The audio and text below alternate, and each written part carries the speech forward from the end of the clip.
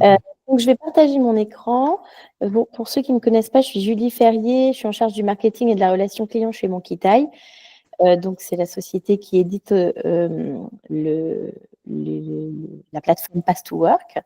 Et je suis accompagnée de Jean-Louis Prata, qui est directeur de l'innovation à l'IME Conseil. Et on est partenaire avec l'IME Conseil sur le test de dynamique comportementale.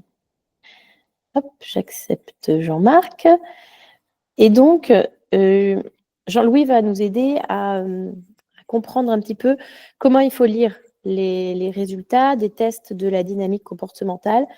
C'est le test qui est le plus spécifique à la plateforme Monkey. L'autre test est un test de personnalité. C'est un test entre guillemets classique, un Big Five. Et là, on va se concentrer sur la partie dynamique comportementale. Donc, je vais partager mon écran. Et puis, Jean-Louis va commenter un profil. Donc, hop, je vais aller sur votre plateforme. Voilà, j'y suis. Il y a déjà... Excusez-moi, parce que j'entends des gens toquer. Hop, en même temps, je vais leur ouvrir. Donc, il y a déjà pas mal de candidats sur votre plateforme, dont certains ont renseigné 100% de leurs tests. Est-ce que dans la salle, il y a des référents qui aimeraient qu'on analyse spécifiquement un cas candidat? S'il y en a, on peut, c'est-à-dire, voilà, on va le retrouver ici. Sinon, on va partir sur un profil fictif qui est dans votre plateforme. Et du coup, on va dérouler ce cas-là avec des données fictives, mais ce n'est pas grave parce que du coup, l'interprétation ne change pas. Ça vous donne quand même des clés pour interpréter. Donc, si je n'ai pas prenez la parole si vous voulez qu'on se penche sur un de vos cas, si vous avez des questions spécifiquement sur un profil, et comme ça, on va prendre ce profil-là. Sinon, je pars sur notre candidat fictif. Bon, pas de suggestion. Du coup, on va aller sur ce candidat fictif. Donc, ce candidat fictif est dans votre plateforme avec des données fictives. Donc, si vous voulez présenter la plateforme à quelqu'un, utilisez ce profil-là, parce que du coup, on utilise les données de personnes, et donc vous pouvez tout à fait l'utiliser. Hop.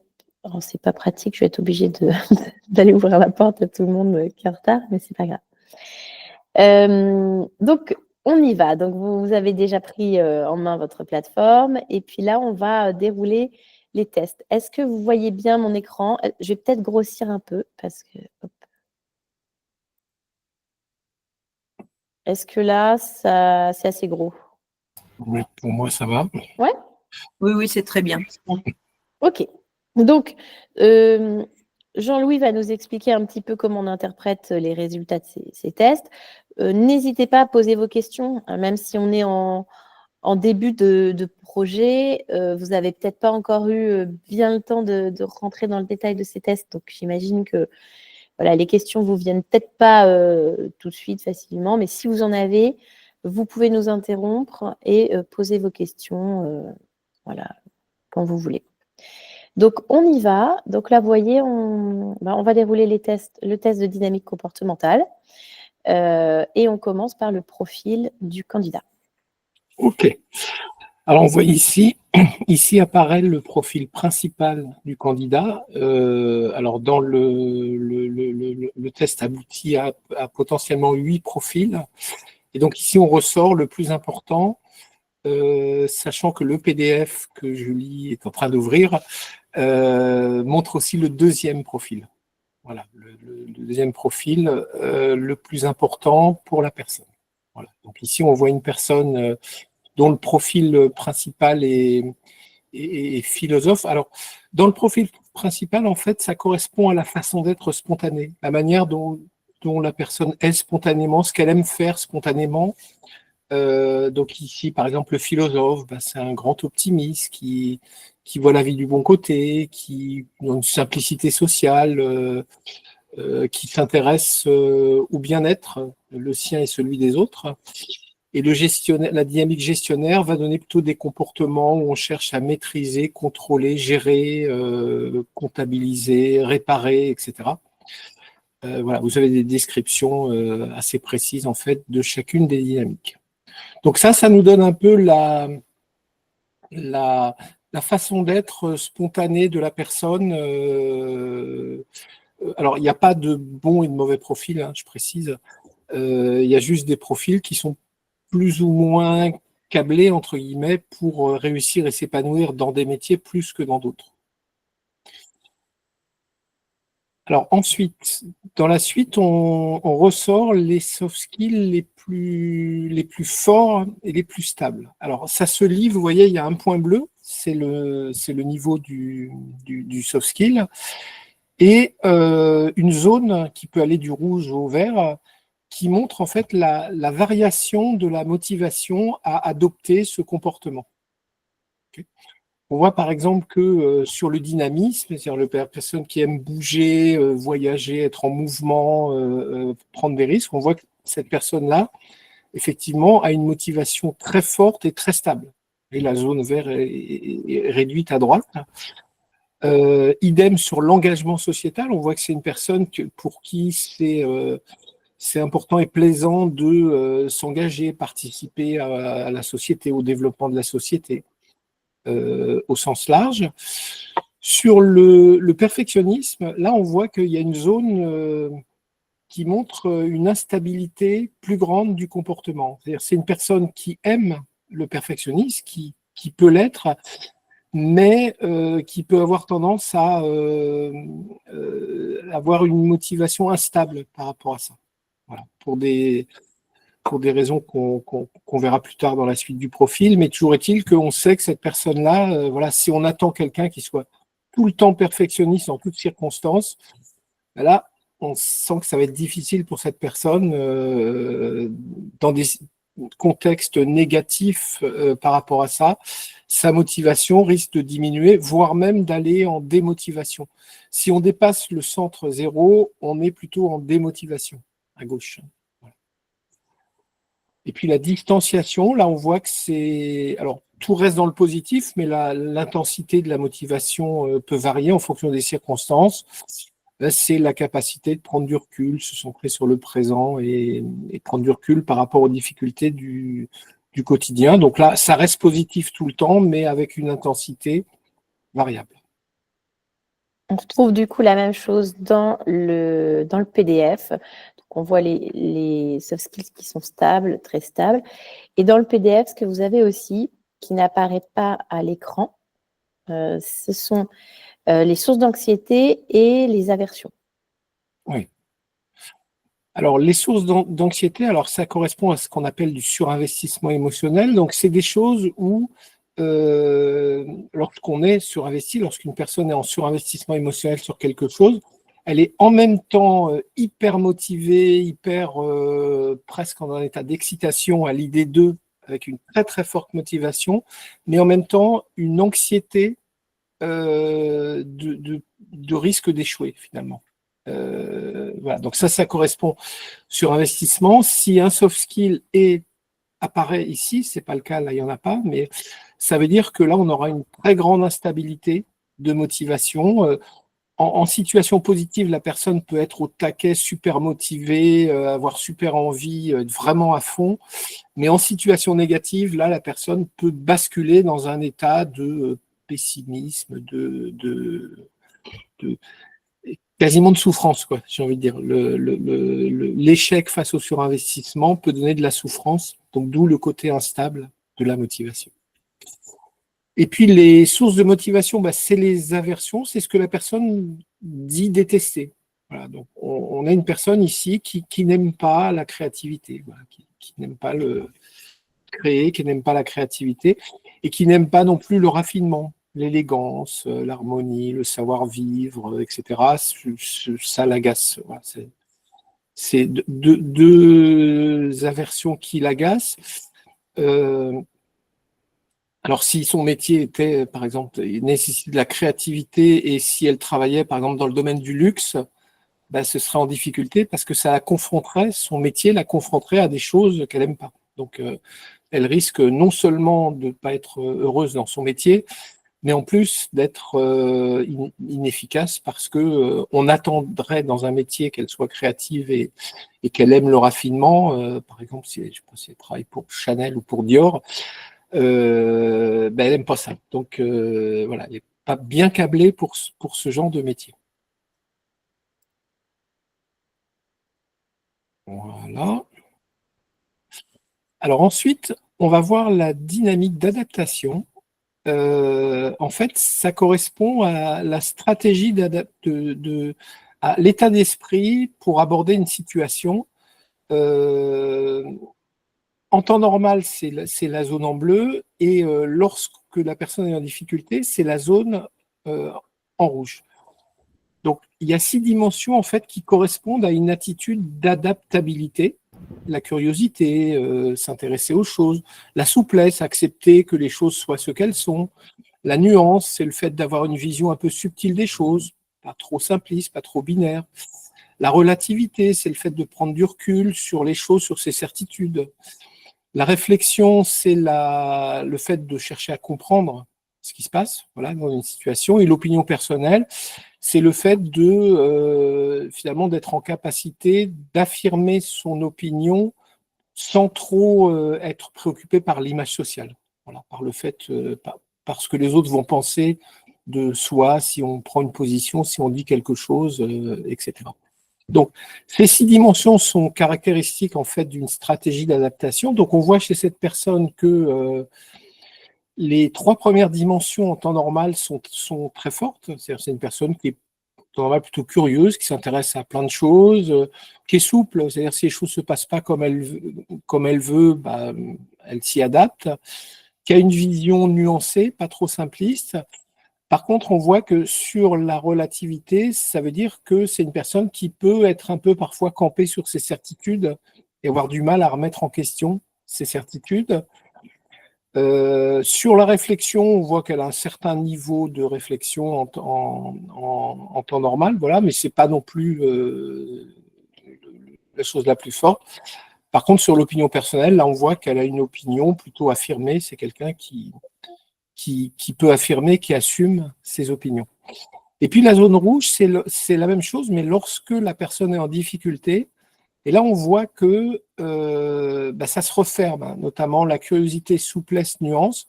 En difficulté, la personne va être moins curieuse, pas envie d'aller explorer les choses qui la dérangent, moins souple, plus dans le refus, la résistance par rapport à ce qui la dérange, et moins nuancé avec une vision un peu plus simpliste, binaire, c'est bien, c'est mal, c'est positif, c'est négatif. Beaucoup moins, enfin encore moins par contre un peu plus, de recul et de relativité. C'est-à-dire que quelque part, en situation difficile, c'est une personne qui peut remettre en question plus facilement ses certitudes par rapport à la situation. La réflexion, ça ne bouge pas, et l'opinion personnelle, par contre, ça gagne en puissance. Voilà. Donc ça, c'est les préférences de fonctionnement. Alors, comment ça s'interprète? En temps normal, finalement, une personne qui a un bleu plutôt large, comme ici, c'est une personne qui finalement va pouvoir se plaire dans un métier où il y a de la diversité, on rencontre plein de situations différentes. Elle va s'y plaire. Si le bleu était plus resserré, ça veut dire que c'est une personne qui serait plutôt à l'aise dans un métier où les choses sont sous contrôle, avec une certaine routine, finalement. Et la zone en rouge, ça va donner la capacité de la personne, sa résilience, pourrait-on dire, face aux situations difficiles. Plus le rouge est large, plus ça veut dire que c'est une personne qui peut faire face sereinement à des situations difficiles. Plus elle est resserrée, plus ça veut dire que la personne va avoir du mal avec les situations difficiles pour elle, quoi. Du mal à s'adapter, à se mettre dans un état d'esprit pour pouvoir faire face sereinement à une situation qui la contrarie, qui la met en difficulté. Ensuite, tout est détaillé, oui. Pardon, excuse-moi, Jean-Louis. Oui, non, je disais, n'hésitez pas à intervenir, poser des questions si c'est pas clair. C'est bon? Chaque axe, du coup, est détaillé en dessous, ça vous avez dû le voir. Donc, ça explique ce que Jean-Louis vient de dire. J'avais une question, Ouais. oui. Oui. Du coup, en fait, pour le cas de cette personne, on peut dire qu'en situation normale, c'est quelqu'un de très souple, mais que quand elle est mise en difficulté, elle devient beaucoup moins souple, en fait. C'est Elle a ça. beaucoup plus de mal. D'accord. Ok. Ouais. Et à l'inverse, c'est quand elle est en difficulté qu'elle a tendance à afficher davantage ses opinions personnelles. Oui, C'est ça. c'est ça. Les Et opinions. avoir plus un sens de relativité, c'est-à-dire de remettre en cause ses certitudes, quoi. Alors qu'en temps normal, on voit que la relativité est basse, ça veut dire que c'est une personne qui a des certitudes bien ancrées, quoi, voilà, et qui peut avoir du mal à les faire évoluer. Par contre, la difficulté fait que, quelque part, enfin, entre guillemets, elle a compris que quand on est en difficulté, c'est peut-être que notre vision des choses n'est pas adaptée et qu'il faut un peu la faire évoluer. D'accord. Merci. Ok. Ensuite, on passe aux irritants. Oui, alors, les irritants, en fait, c'est tout ce qui va nous agacer, nous énerver, nous insupporter. Alors, c'est important parce que finalement, dans une activité professionnelle, on peut être confronté à des situations qui vont toucher nos irritants et donc qui vont nous irriter, qui vont nous stresser. Alors, les irritants importants, ça veut dire proche de l'insupportable, on va dire pour cette personne. C'est une personne qui ne supporte pas l'exagération, le fait de dramatiser, les gens qui se posent en victime, etc. Donc, elle ne le supporte pas chez les autres, mais chez elle non plus. Donc, ça veut dire que c'est une personne qui ne peut pas, qui ne souhaite pas et qui veut surtout pas adopter ce comportement. Si on attendait de cette personne qu'elle soit capable de faire un peu de cinéma, de faire un peu de comédia dell'arte dans le cadre de son métier, c'est pas la peine de l'attendre là-dessus. Ça l'insupporte, ces comportements. Et si elle est confrontée à des gens comme ça, voilà, un peu capricieux, un peu qui exagèrent, qui dramatisent, ça va l'agacer, ça va l'énerver, et voilà. Ensuite, il y a l'égoïsme. C'est une personne qui ne supporte pas, de manière générale, le fait de ne penser qu'à soi. Donc, pour elle-même, c'est une personne qui ne supporterait pas d'avoir des comportements égoïstes, mais aussi vis-à-vis des autres. Puis vient l'inefficacité. C'est une personne qui a un peu de mal si jamais elle est dans un contexte un peu brouillon, désorganisé, ou si elle-même n'est pas suffisamment efficace dans son action. Ou si les autres ne sont pas efficaces dans leur action, ça peut l'agacer, ça peut l'énerver. Et puis, enfin, l'irresponsabilité aussi est quelque chose de très irritant pour cette personne. C'est-à-dire que si jamais elle doit être confrontée à des gens irresponsables, c'est-à-dire qui font des choses, prennent des décisions sans assumer les conséquences, ou si elle doit prendre des décisions sans assumer les conséquences, ça l'insupporte. Donc, il ne faut pas l'attendre là-dessus et il ne faut pas attendre qu'elle soit calme et sereine face à des gens comme ça. Voilà. Alors après, pas d'irritants en difficulté. Ouais, irritants en difficulté, ça reste des irritants, mais un peu moins forts. Autant important, c'est proche de l'insupportable. En difficulté, c'est j'aime pas, quoi. J'aime pas, mais bon, si vraiment j'y suis confronté, je peux prendre sur moi, mais j'aime pas non plus. Voilà. Donc c'est la même chose, mais un peu moins intense en termes d'irritation, quoi. Là, en fait, tout ce que vous voyez là, ça vous permet de… En fait, quand vous faites le matching métier, quand vous regardez un métier pour une personne, tout ce que Jean-Louis vous explique là, ça a été évalué sur tous les métiers qui sont dans la plateforme. C'est-à-dire qu'on a évalué quelle était la possibilité de rencontrer cet irritant-là sur le métier en question. Elle est faible ou elle est très forte. Sur tel métier, quelle est la probabilité qu'on rencontre l'irritant de l'égoïsme, faible ou forte. Tous les métiers ont été mappés sur toutes les dimensions qui sont analysées là sur une personne. Et c'est ce qui fait que quand vous allez exercer le matching métier, c'est ce qu'il y a derrière ce calcul. C'est-à-dire que le profil de la personne ici, il est pris en compte dans le calcul du matching au regard de ce scoring dans chacun des métiers qui a déjà été fait au préalable par les équipes de Jean-Louis. Donc, c'est ce qui va permettre de ne pas orienter ce candidat-là sur un métier où elle va devoir exagérer, où elle va rencontrer cet irritant au quotidien. L'algorithme de matching va en tenir compte. Oui. Après, si vous avez quelqu'un qui rêve, je ne sais pas moi, d'aller dans un métier où cet irritant-là sera fréquemment rencontré, et ben c'est là où voilà, c'est bien de lui dire attention, parce qu'il y a un risque à exercer ce métier, puisque vous allez être confronté quotidiennement à quelque chose qui vous insupporte. Oui, si on prend un exemple concret, imaginons que la personne veuille être avocate, par exemple. Les avocats doivent exagérer. Enfin, quand ils font leur plaidoirie, ils exagèrent, ils dramatisent, ça fait partie du jeu, on va dire, du métier d'avocat qui défend son client. C'est une personne qui serait en grande difficulté parce que ça lui coûterait énormément de faire ça. Et puis même elle risque de pas le faire et donc de pas bien défendre ses clients, en tout cas parce que elle ne sait pas un peu exagérer, travestir la réalité comme doivent le faire les avocats, c'est leur métier. Enfin, en tout cas, de montrer une réalité qui permette de défendre leurs clients, ça ne marcherait pas. Voilà. Pour prendre un exemple concret. Ok. On passe à la dynamique en groupe. Oui. Alors, la dynamique en groupe, en fait, c'est l'attitude et le comportement qu'une personne prend spontanément dans un groupe, dans un collectif, quel qu'il soit. Ça peut être avec les collègues, ça peut être avec des partenaires, ça peut être quand elle est au milieu d'autres personnes dans un groupe. Et donc, on voit, il y a 5 postures.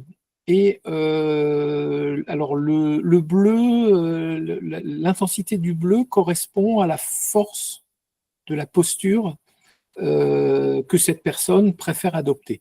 Donc, on voit ici une personne qui est majoritairement assertive, c'est-à-dire dans un groupe qui est ni en recherche de s'affirmer très fort, de prendre l'ascendant sur les autres, et ni au contraire en difficulté de s'affirmer, et puis qui a, on va dire, une attitude neutre vis-à-vis des autres, c'est-à-dire ni trop confiante, ni trop méfiante. Okay, donc ça, c'est l'assertivité qui est majoritaire ici. Dans le PDF, il y a le détail des scores, c'est ça. Ouais, hop là, ouais. Voilà. Donc on voit que c'est 68%. Voilà, donc on voit une personne qui, la plupart du temps, va être dans des attitudes assertives, qui sont des attitudes qu'on pourrait aussi qualifier de gagnant-gagnant. Voilà, en groupe, je ne cherche pas à prendre l'ascendant, à arnaquer l'autre, entre guillemets, mais en même temps, je me fais respecter et je sais affirmer mon point de vue. Les autres postures, alors, forte affirmation de soi, on voit que c'est une personne qui peut quand même aller 18%, ça commence à être un peu conséquent, significatif, merci. C'est une personne qui, s'il faut s'affirmer voilà, un peu en force, elle peut y aller. Voilà, elle peut y aller, pas toute la journée, mais elle peut y aller de temps en temps. C'est une personne qui a tendance à faire confiance en l'autre. Alors, c'est pas énorme, 14%, mais voilà, qui est plutôt confiante envers son prochain. Dire, voilà. Et les 2 autres dimensions sont à 0. Donc, c'est une personne qui, effectivement, a un 0 sur la faible affirmation de soi. Donc, c'est une personne qui n'a pas de difficulté particulière à s'affirmer dans un groupe. Et c'est une personne qui n'a pas tendance à se méfier des autres spontanément. Voilà. Quand elle est avec quelqu'un, quand elle voit quelqu'un pour la première fois, elle est plutôt en confiance. Elle fait plutôt confiance par défaut.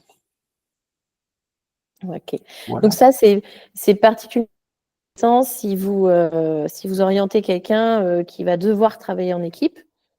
Et donc voilà, quand le niveau d'assertivité est bas, entre guillemets, encore une fois, le matching, il le prend en compte. Donc, quand vous avez les résultats de matching, c'est pris en compte. Mais du coup, voilà, vaut peut-être mieux orienter cette personne dans des métiers où elle ne sera pas au milieu d'une équipe toute la journée, des métiers plus solitaires, entre guillemets, quoi. Oui. Et après, c'est des axes de travail pour justement pour les individus qui veulent développer la confiance en eux ou développer l'affirmation de soi. Enfin, voilà, ça peut révéler aussi des besoins de rééquilibrer chez les gens et puis peut-être de travailler ces compétences-là. Oui. Ok, on a fini la dynamique comportementale. On a déroulé ce test. On ne déroule pas la personnalité parce qu'elle est plus classique.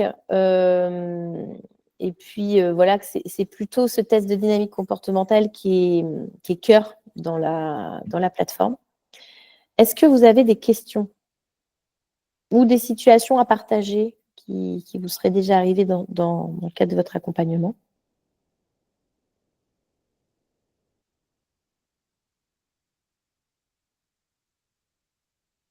S'il n'y a pas de questions, je peux juste moi faire un petit commentaire. C'est que on a énormément de personnes qui passent ce test. Souvent, la plupart du temps, les retours qu'on a sur ce test, c'est que ça met le doigt sur une connaissance de soi dont on avait à moitié conscience. C'est-à-dire qu'on se reconnaît en général, on voit que c'est un miroir honnête, mais on n'était pas en capacité nous-mêmes de dire exactement qu'on avait ces compétences ou ces irritants. Donc souvent, ça permet un petit peu la prise de conscience. On a très souvent des gens qui, enfin même on le mesure, les gens à l'issue du test, quand ils ont les résultats, se retrouvent. Donc voilà, et puis de toute façon, le test, il répond à des exigences psychométriques qui sont très surveillées. Jean-Louis en sait quelque chose, puisque du coup, il épluche toutes les données régulièrement pour que le test soit rigoureux d'un point de vue psychométrique. Ça peut, de manière très rare, vous pouvez peut-être avoir quelqu'un qui ne se reconnaît pas. Ça peut arriver. Dans ces cas-là, la personne, il faut la questionner, savoir ce qu'elle ne reconnaît pas, et puis voilà, avoir une posture plutôt neutre, parce que quand on renseigne le test, après on a un biais entre guillemets, c'est qu'on a un humain, et voilà, dans la réponse aux questions, certaines personnes peuvent peut-être peut-être mal interpréter des questions, peut-être faire le test entre guillemets à la va-vite, ou trop spontanément, ou alors vouloir répondre de la meilleure façon, alors qu'il n'y a vraiment pas de meilleure façon de répondre. Enfin, il n'y a pas une réponse qui est mieux qu'une autre en réalité. Donc voilà, c'est les cas qui pourraient arriver. C'est très rare. Enfin, on a très peu de remontées. Mais voilà, je vous le dis parce que ça pourrait arriver. On a une question ? Oui. Yacine ? Oui, bonjour. Merci pour la présentation, c'est très intéressant. C'est un outil, je pense que il va beaucoup nous servir justement pour nous aider à mieux orienter nos bénéficiaires. Ma question est la suivante, peut-être que ça a été dit peut-être dans les premières secondes, c'est à quel moment de notre accompagnement on aura ce test-là, on aura accès à ce test-là.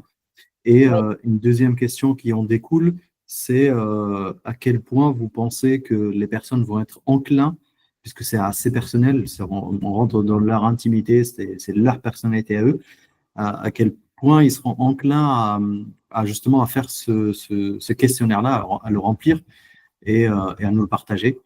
Alors, ça me fait penser à une troisième question, pardon. C'est dans l'idée de les accompagner et par souci d'efficacité, est-ce que à la fin, il faudra que nous, on lise toutes les réponses, enfin, où il y a peut-être un résumé assez court pour qu'on puisse en déduire peut-être des mots-clés, des résultats un peu plus… Alors, voilà. oui, Merci. donc à quel moment ils vont passer le test? Vous, les candidats, quand ils sont invités, ils sont d'abord invités à passer le test de personnalité uniquement. Donc ça, c'est le premier test qu'ils vont passer, c'est-à-dire celui qu'on voit à la fin. Attendez, je vous montre, qui est ici, qui donne également un profil. Voilà, on analyse 5 traits de personnalité. C'est le test d'entrée dans le parcours Agile Cadre.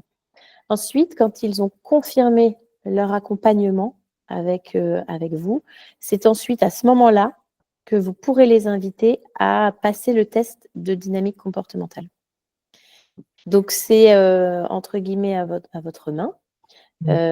Et c'est qu'une fois qu'ils ont accepté l'accompagnement, c'est pas de prime abord. De prime abord, ils n'auront pas ce test. Ensuite, pour la question du partage,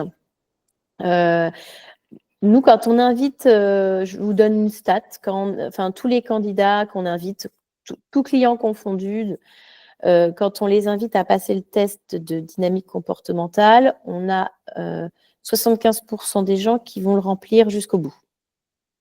Donc, ce qui est plutôt pas mal. Les gens, en général, ils ont plutôt une curiosité à découvrir qui ils sont. D'autant plus s'ils sont accompagnés et qu'ils savent que voilà, derrière, il va y avoir leur conseiller, enfin leur référent. On a vraiment voilà, plutôt des gens engagés. Par ailleurs, s'ils ne répondent pas à ce test, vous avez une équipe de chargés d'engagement et de suivi qui vont les relancer. Donc, il y a un super dispositif sur Agile Cadre. Et quant à le partager avec un conseiller, souvent les candidats, ils ont besoin d'en parler à quelqu'un, justement à un professionnel. On a une partie des candidats, nous, dans nos utilisateurs qui ne sont pas accompagnés par des conseillers. Et ces candidats-là cherchent un accompagnement parce que ils veulent être guidés dans leur orientation. Voilà. Pour certains, c'est pas possible. Enfin, nous, en l'occurrence, on ne fait pas ce métier-là. On peut les orienter vers des personnes, mais nous, on n'est pas conseiller en orientation. On ne fait pas votre métier, en fait. Donc voilà, on a plutôt des gens engagés qui veulent se connaître et qui ont besoin de partager ces résultats avec des professionnels qui vont les aider à s'orienter. Ensuite, pour ce qui est de la synthèse, en fait, ce que vous voyez à l'écran, c'est la synthèse. Donc, effectivement, à force d'en voir, cette synthèse, vous allez la lire très rapidement. Vous allez rapidement identifier, OK, les zones où ça peut être au faux de vigilance. Très vite, ce radar, par exemple, vous allez très vite l'interpréter à force d'en voir, parce que vous allez voir plein de candidats, vous allez voir plein de radars différents, sous différentes formes, vous allez rencontrer des gens. Alors vous, ce qui est génial, c'est qu'en plus, vous les rencontrez, donc vous avez aussi des verbatims, l'humain en face de vous, qui vient enrichir votre synthèse. Donc, cette synthèse, vous allez la lire rapidement. Bien sûr, vous ne pouvez pas lire tous les PDF de tout le monde. Ça, c'est un contenu que le candidat a pour lui, avant tout pour lui. Vous, là où votre rôle, entre guillemets, il a le plus d'intérêt, c'est sur l'orientation sur le métier, donc sur l'étape d'après, qui est le matching. Ici, pour découvrir le matching, c'est vraiment là que vous avez, votre cœur de métier, il est là. C'est OK, bon, la personne, elle a toutes ses compétences, elle est comme elle est. Maintenant, en prenant qui elle est, on va regarder vers quel métier on peut l'orienter. Et c'est là où aussi bien le candidat que le référent peut jouer avec tous ces filtres qui sont présents.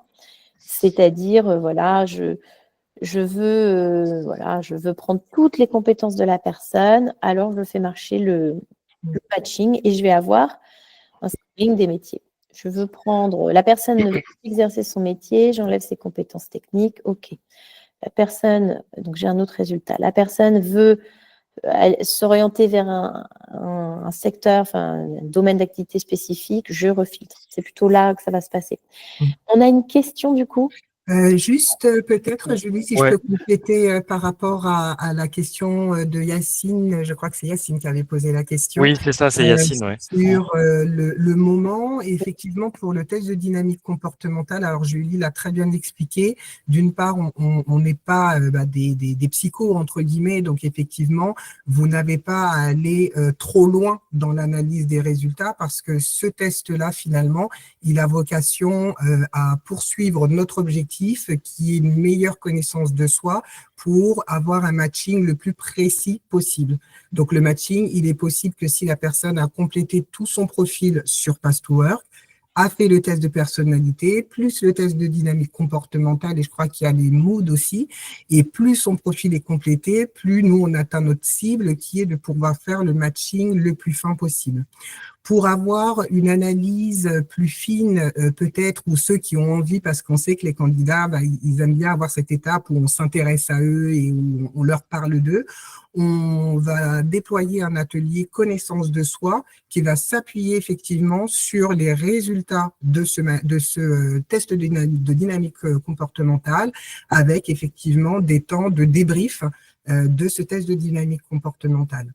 Sur le moment donc, il est préconisé obligatoirement par vos soins pendant l'entretien de démarrage, au terme de l'entretien de démarrage, ça doit être l'une des premières actions à préconiser dans le plan d'action du candidat pour que, effectivement, vous puissiez, lors des contacts suivants, venir affiner le matching avec les postes.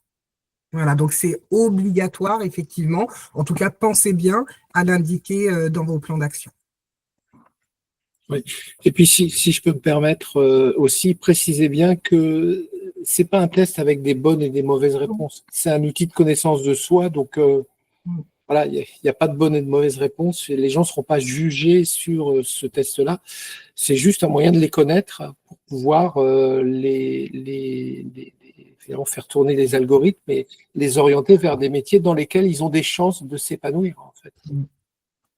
Voilà, c'est pas un outil qui va les juger, les évaluer, les noter. Ils n'ont pas une note 20 sur 20, 18 sur 20. Mais c'est au contraire un simple outil de connaissance de soi. Voilà, pour ceux qui auraient un peu peur pour leur image sociale. Voilà, je ferme la parenthèse. Merci Jean-Louis, merci Séba. Est-ce qu'on a d'autres questions? Oui, il y en a deux. Je crois. Oui. Donc, je crois que c'est Hilal qui est la première. Oui. Bonjour, merci beaucoup pour cette présentation. Moi, j'avais utilisé effectivement d'un point de vue personnel et puis dans une autre entreprise ce type de test. Donc, c'est effectivement très intéressant. Aujourd'hui, ma compréhension que j'en ai, alors je suis arrivée en cours, hein, excusez-moi si je n'ai pas eu toute la présentation, mais la compréhension que j'ai, c'est que c'est un très juste outil. D'ailleurs, c'est comme ça que je l'utilisais aussi avant, enfin, une version similaire, pour tout ce qui est orientation ou réorientation professionnelle de personnes qui éventuellement sont dans un marché tendu, compliqué, ou pour lequel il y a peut-être plus aujourd'hui de débouchés et qui s'interrogent sur ce vers quoi ils peuvent aller compte tenu le réflexe qu'on a, c'est ses compétences, mais ce n'est pas forcément sa personnalité, ses dons et ses talents dont on a du mal à détecter. Donc, je le trouve très intéressant de ce point de vue-là.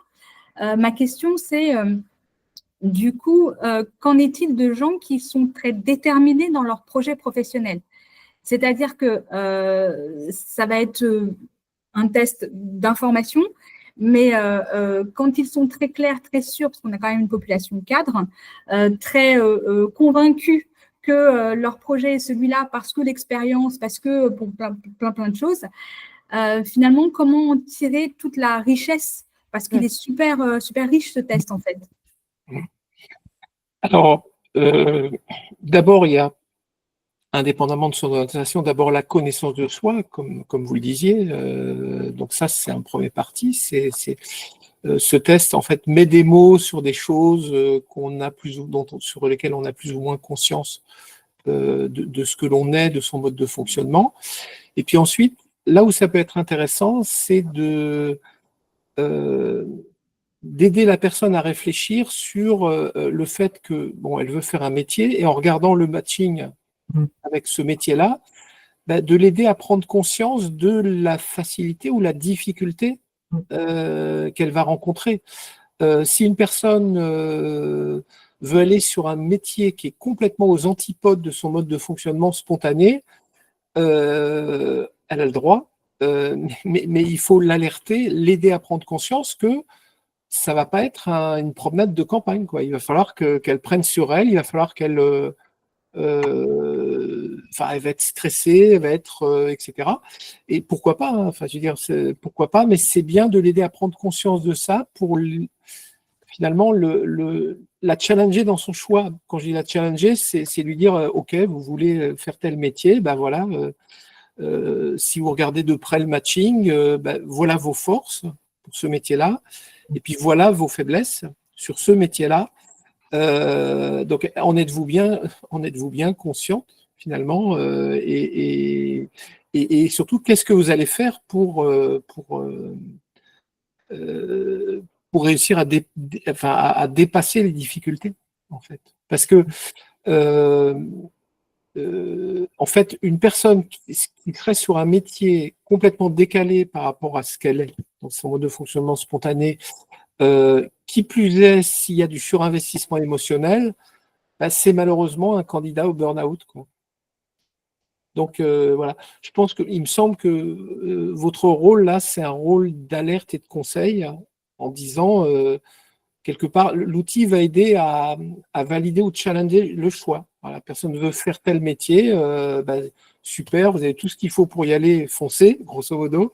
Ou alors, ouais, attention, vous risquez de rencontrer telle ou telle difficulté, d'être mis en difficulté par rapport à telle chose, et est-ce que vous en avez conscience, et qu'est-ce que vous envisagez de faire pour que ça passe, quoi, pour que ça marche.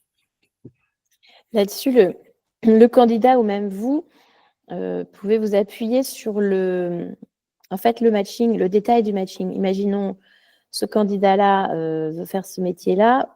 Quand vous regardez le détail du matching, vous allez voir où est-ce qu'il y a des écarts. Alors, aussi bien sur les compétences, entre guillemets techniques, mais aussi sur ce que disait Jean-Louis, c'est-à-dire son profil comportemental. Où est-ce que le candidat, s'il veut vraiment faire ce métier, sur quels axes il peut travailler pour que, en fait, à l'usure, ça ne le conduise pas au burn-out, mais voilà, qu'il ait conscience qu'il y a tel axe de travail à améliorer, à développer. Et puis, du coup, il s'épanouira à force de travailler toutes ces dynamiques d'adaptation, des compétences qu'il n'aurait pas. Il finirait par s'épanouir pleinement dans le métier. Ça, c'est la bonne nouvelle, c'est qu'en fait, les compétences, si on ne les a pas, on peut les travailler. Donc, quelqu'un qui serait très motivé pour un métier pour lequel il lui manquerait des compétences comportementales, déjà qu'il en ait conscience, 1, et 2, comme dit Jean-Louis, qu'il s'engage peut-être à développer ces compétences-là à travers des formations ou du coaching, que sais-je. Et ça le conduira à non seulement faire ce métier, mais s'épanouir dedans et ne pas prendre la voie de l'épuisement. Mais merci pour votre retour sur votre expérience, du coup, sur ce type de test. On avait une deuxième question, non, il me semble?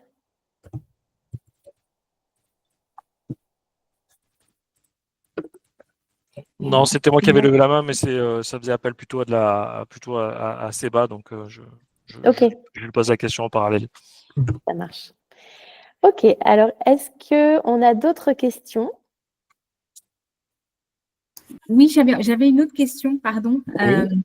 C'était en fait l'outil, dans la mesure où effectivement on dit à une personne que ce qui match avec elle, c'est plutôt un autre métier parce qu'effectivement, il y aurait une adéquation et puis un épanouissement, etc. La difficulté qu'on peut avoir, je suis en mode anticipation du retour du candidat ou de l'accompagnant, ce serait de dire, d'accord, mais dans un métier, dans un marché français qui se base sur l'expérience, comment justifier que finalement on est fait naturellement, spontanément, en don, en talent, en personnalité pour un métier pour lequel on n'a peut-être pas l'expérience et donc, du coup, là, la justification pour le marché. Et du coup, nous, dans notre processus d'accompagnement, comment est-ce qu'on peut être optimal? Parce que notre ambition, c'est le retour à l'emploi durable. Voilà, c'est la question. Merci. Alors, après, moi, je pense que l'orientation professionnelle, c'est toujours l'art du compromis entre ce dont je rêverais, voilà, ce que je rêve, et ce qui est possible à court terme, moyen terme et long terme. Effectivement, si quelqu'un veut aller complètement sur un autre métier, d'ailleurs l'exemple que tu as pris, Julie, quelqu'un qui veut aller vers le patronage, voilà, c'est un métier d'artisanat, voilà, très, très, très manuel. Si vraiment cette personne a envie d'aller vers ça, c'est pas un retour à l'emploi, c'est un envoi en formation, j'ai envie de dire. Si vraiment elle a envie et si France Travail est d'accord pour lui payer une formation ou si elle peut prendre, si elle a un dispositif pour se financer une formation, c'est une réorientation professionnelle qui nécessite d'aller s'intéresser aux compétences techniques. Mais en tout cas, on sait que cette personne a une forte appétence pour ce métier. Donc ça veut dire que si elle se lance dans un projet de formation, par exemple, sur le patronage des coupes de cuir, voilà, a priori, il y a des chances qu'elle s'épanouisse, qu'elle réussisse dans ce métier-là. Je me souviens d'une conversation avec quelqu'un de France Travail qui disait on a besoin de beaucoup de conducteurs de poids lourds, c'est pas les cadres. Hein. On a besoin de beaucoup de conducteurs de poids lourds. Donc, ça veut dire que si quelqu'un dit moi, je suis intéressé pour passer mon permis de poids lourd, on lui paye un permis de poids lourd et ça vaut 4 000 euros, je crois, ou 4-5 000 euros. C'est quand même pas donné comme permis. Et les gens de France Travail nous disaient le problème, c'est qu'il y a plus de la moitié des gens qui passent le permis, qui font un premier boulot et puis qui viennent nous voir après en disant non, finalement, ça ne me plaît pas. J'aime pas ce métier. Et donc, ils se retrouvent à la case départ. Sauf que France Travail leur a financé un permis poids lourd pour rien, j'ai envie de dire. Peut-être ça va les aider dans leur déménagement futur, mais bon, voilà, pour rien, on va dire, au regard de l'objectif de retour à l'emploi de France Travail. Donc, c'est toujours encore une fois, trouver le bon compromis entre l'idéal, le rêve, le possible, et l'énergie que la personne est capable de mettre. Voilà, est-ce qu'elle a envie de se former? Si c'est un nouveau métier où il faut se former longuement, est-ce que c'est possible? Est-ce qu'elle a envie de le faire, etc. Donc, mais en tout cas, ça donne des éléments pour étayer la discussion et la réflexion sur le projet, quoi.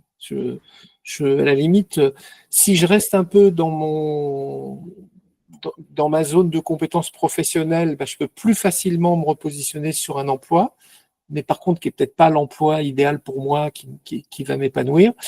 Et si je veux aller vers l'emploi de mes rêves, il va falloir que je retrousse les manches et que je me forme, etc. Voilà, je ne sais pas si je... Pour compléter, du coup, moi, je dirais que... Alors, là, vous avez raison, les recruteurs, et c'est vrai que ça a du mal à évoluer. Le CV, c'est des compétences techniques, etc.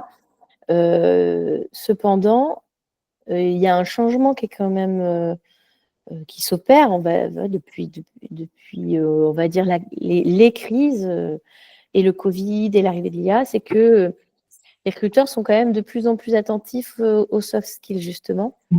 Et pour ça, on le voit dans plein d'études, que les soft skills sont de plus en plus observés et attendus par les recruteurs.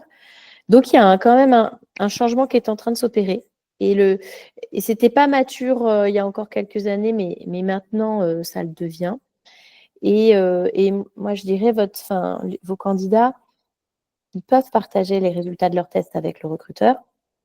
Ils peuvent mieux se valoriser, mieux valoriser leurs compétences comportementales, parce qu'ils ont à l'appui un test. C'est pas eux qui ont observé qu'ils étaient perfectionnistes. Hein. C'est vraiment un outil d'évaluation qui l'a fait. Donc c'est aussi rassurant quand on est recruteur.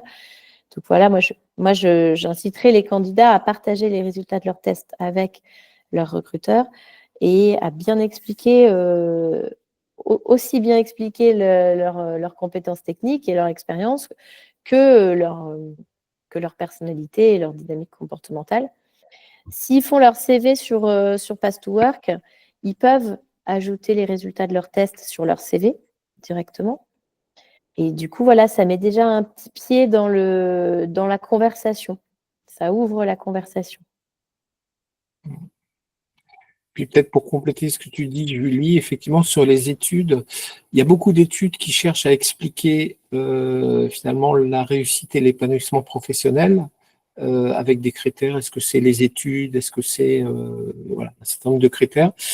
Et en fait, les soft skills, dans la plupart des études, les soft skills représentent entre 70 et 90% des facteurs de réussite. C'est-à-dire que c'est pas parce qu'on a suivi une formation dans un métier qu'on va réussir dans ce métier.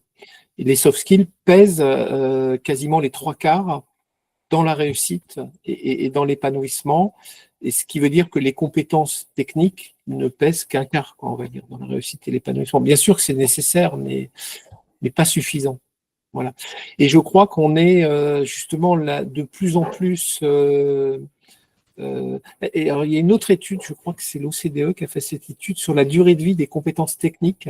Alors celle-là, elle fait frémir, mais dans les années 80, une compétence technique, ça avait une durée de vie d'environ 20 ans. Vous appreniez un métier, une technique, etc. C'est tranquille pour 20 ans, on va dire, d'exercice de métier. Aujourd'hui, tout métier confondu, c'est 18 mois. Donc, et les recruteurs ont de plus en plus conscience de ça. Et donc, aujourd'hui, c'est pas tant la maîtrise d'une technique d'un métier que la capacité de s'adapter, d'évoluer, d'acquérir des compétences nouvelles, puisque tout change tout le temps. Voilà, juste pour compléter les choses, et je confirme l'impression de Julie. Moi aussi, je suis beaucoup en relation avec des directions de ressources humaines. De plus en plus, on commence à arrêter de regarder que le cursus de formation, expérience, mais on s'intéresse aux gens, à ce qu'ils sont, à leur motivation, à leur niaque, comme on peut dire dans le langage courant, quoi. Voilà. Est-ce qu'on avait d'autres questions?